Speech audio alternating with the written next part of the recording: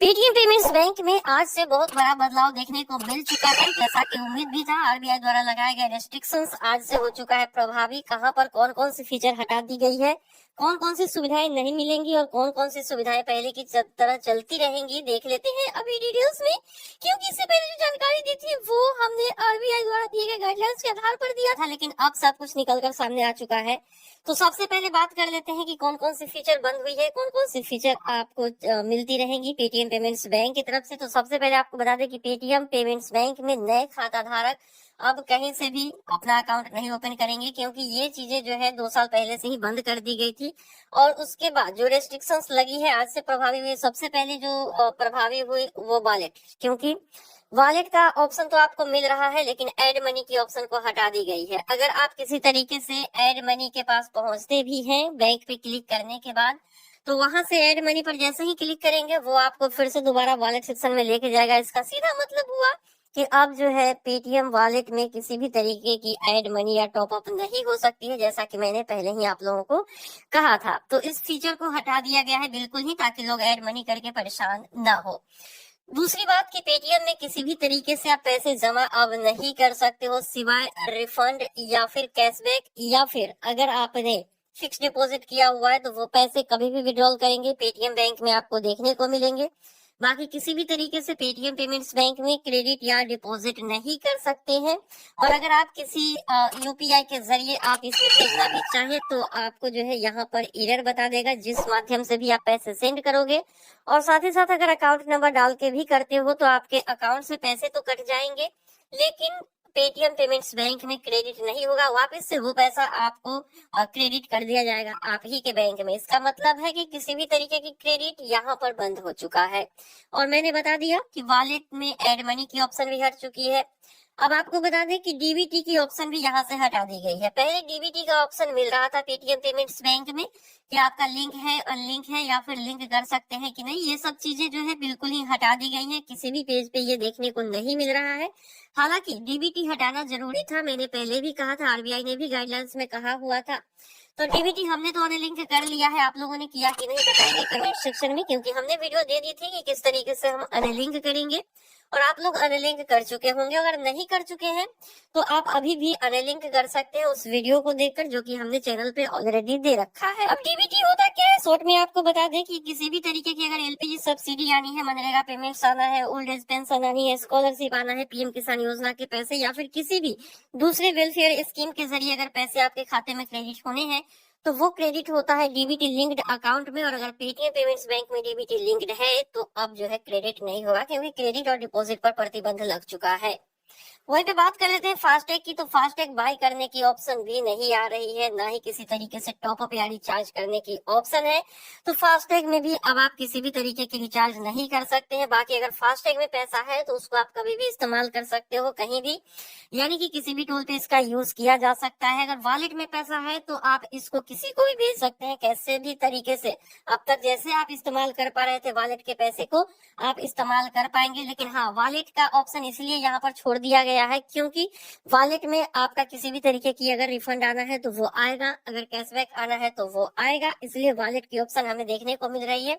FASTag की भी option देखने को मिल रही है, लेकिन बाय फास्टैग या फिर टॉप अप रिचार्ज की ऑप्शन हमें देखने को नहीं मिल रही है। ये सारी ऑप्शन जो है यहाँ से हटा दिया गया है। अगर कोई सैलरी अगर आपके अकाउंट में क्रेडिट हो रहा था तो वो सैलरी भी पेटीएम पेमेंट्स बैंक में अब क्रेडिट नहीं होगा, आपको बैंक बदलना होगा।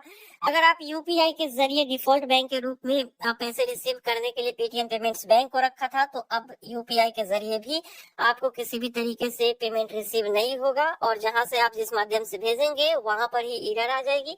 तो अब जो है यूपीआई इस्तेमाल करने के लिए भी आपको पेटीएम पेमेंट बैंक को हटाना होगा और उसके बाद जो है दूसरा बैंक आपको लिंक करना होगा, तभी आप इसका इस्तेमाल कर पाएंगे। वही पेटीएम ऐप की बात कर ले तो इस ऐप में किसी भी तरीके की रेस्ट्रिक्शंस नहीं है। आप रिचार्ज कर सकते हैं, बिल पेमेंट कर सकते हैं, टिकट फ्लाइट कुछ भी बुक कर सकते हो, लेकिन आपको पेमेंट करना होगा पेटीएम पेमेंट्स बैंक के अलावा किसी और मोड से, तभी आप जो है ये चीजें यूज कर सकते हैं। मतलब पेटीएम ऐप पर कोई असर नहीं है। पेटीएम पेमेंट्स बैंक पर डिक्लेयर यहाँ पर नजर आ रहा है कि ये सारी जो पाबंदी लगाई गई थी आरबीआई के द्वारा वो आज से प्रभावी हो चुका है। जैसा कि मैंने आप लोगों को बार बार कहा था कि अगर आपको रेगुलरली इस्तेमाल करना है पेटीएम वॉलेट तो उसमें पैसा ज्यादातर ऐड कर लीजिए, ताकि आपको अगर किसी भी तरीके की यूजेस वॉलेट से करनी है, कहीं पे शॉपिंग वगैरह करना है, तो आप उसके जरिए पेमेंट कर पाए। अगर किसी तरीके की ईएमआई कट रही है आपके अकाउंट से, तो ईएमआई तब तक कटेगी जब तक आपके पेटीएम पेमेंट्स बैंक में पैसे हैं। कहीं पे ऑटो मंडाट लगा हुआ है तो वो भी तब तक मंडाट कंप्लीट होते रहेगा जब तक आपके अकाउंट में पैसे। इसलिए मैंने पहले भी कहा था कि आप पेटीएम पेमेंट्स बैंक में 15 मार्च से पहले जितना पैसा हो सके जमा कर लीजिए। अगर आपके पास एफडी है, अगर आपने विड्रॉल नहीं किया है, तो विड्रॉल आप जल्दबाजी में ना करें, क्योंकि मैच्योरिटी में विड्रॉल करेंगे आपको रिटर्न भी अच्छे मिलेंगे और वो पेटीएम पेमेंट्स बैंक में जमा भी होगा और कभी भी आप विड्रॉल कर सकते हैं। ज्यादातर सवाल यही आ रही है कि मेरा पेटीएम पेमेंट्स बैंक में पैसा है तो रेस्ट्रिक्शंस के बाद क्या हम कभी भी इसको वापस निकाल सकते हैं? तो बिल्कुल आप कभी भी इन पैसों का इस्तेमाल कर सकते हैं। इसके लिए किसी भी तरीके की कोई डेडलाइन आरबीआई ने नहीं प्रोवाइड कराई है। जरूरी नहीं है कि आपको सारे पैसे निकाल लेने हैं, क्योंकि आरबीआई ने यहाँ पर पेटीएम पेमेंट्स बैंक पर सिर्फ रेस्ट्रिक्शंस लगाए हैं, इसके लाइसेंस को रद्द नहीं किया गया है। साथ ही पेटीएम यूपीआई की जहां तक बात है, तो आप जब पेटीएम एप्लीकेशन ओपन करेंगे तो आपको ऊपर में ही बता दिया जाएगा कि पेटीएम पेमेंट्स बैंक का @ जो यूपीआई हैंडल है वो जो है यस बैंक द्वारा रिडायरेक्ट किया गया है, क्योंकि एनपीसीआई ने इसको अप्रूवल दे दिया है। और 4 बैंक है जो कि इनको third party app service provider के रूप में पेटीएम एप्लीकेशन अभी भी काम करते रहेंगे, जिसमें से SBI, HDFC bank, axis bank और यस बैंक है। और खासकर @ पेटीएम यूपीआई हैंडल जो है वो रिडायरेक्ट हो जाएगा यस बैंक में, जिसके जरिए आप @ पेटीएम यूपीआई हैंडल का भी इस्तेमाल कर पाएंगे। अगर ऐसा नहीं होता, अगर आप आरबीआई की तरफ से इस तरीके एनपीसीआई की तरफ से अगर अप्रूवल नहीं मिलता, तो @ पेटीएम हैंडल भी वर्क नहीं करता, क्योंकि ये सीधा जो है पेटीएम पेमेंट्स बैंक से ही लिंक्ड था। बाकी जैसे फोन पे, गूगल पे इस्तेमाल आप करते हो, जहां पर यूपीआई लाइट वगैरह की सर्विसेज मिलती हैं, वो सारी सर्विसेज आपको पेटीएम एप्लीकेशन में मिलते रहेंगे। यहाँ पर किसी भी तरीके की रेस्ट्रिक्शंस नहीं है, क्योंकि third party app service provider का मतलब ही होता है गूगल पे, फोन पे, व्हाट्सएप पे या फिर अमेजन पे जैसी सर्विसेज देना। तो पेमेंट सर्विसेज जो है ये यूपीआई वाली सारी प्रोवाइड कराती रहेंगी। पेटीएम पेमेंट्स बैंक में अगर आपका खाता था, तो यूं समझ के चलिए कि अब आपका पेटीएम पेमेंट्स बैंक में किसी भी तरीके से खाता नहीं है, क्योंकि पैसा जो है वो निकालना है उस वॉलेट से या फिर उस अकाउंट से, बल्कि आप किसी भी तरीके की जमा राशि नहीं करेंगे। इसके लिए आपको दूसरा बैंक अकाउंट ओपन कर लेना चाहिए। जीरो बैलेंस अकाउंट आप बहुत सारे बैंक में घर बैठे ओपन कर सकते हो। आप जो है बैंक ऑफ बड़ौदा में कर सकते हो, पंजाब नेशनल बैंक में कर सकते हो, आप स्टेट बैंक ऑफ इंडिया में कर सकते हो। लेकिन हाँ, पंजाब नेशनल बैंक के जीरो बैलेंस अकाउंट है कि नहीं ये कंफर्म करना बाकी है। एसबीआई में जीरो बैलेंस अकाउंट ओपन होती है। आप एयरटेल पेमेंट बैंक में ओपन कर सकते हो, वहाँ पर डीबीटी लिंक भी हो जाती है।